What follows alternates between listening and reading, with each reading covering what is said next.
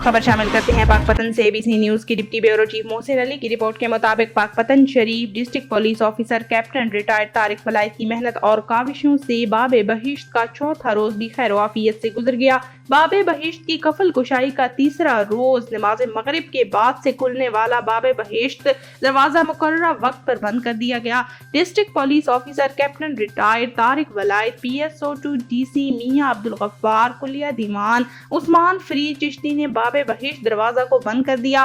बाबे बहिश्त को बंद करने के बाद मुल्क व कौम और हाजिरी देने वाले ज़ायरीन के हक में दुआ की। Police officer captain retired Tariq Walayat, PSO2 DC Mian Abdul Ghaffar, Kulia और दीवान उस्मान फरीद चिश्ती ने मिजार मुबारक की संदल के पानी से सफाई की।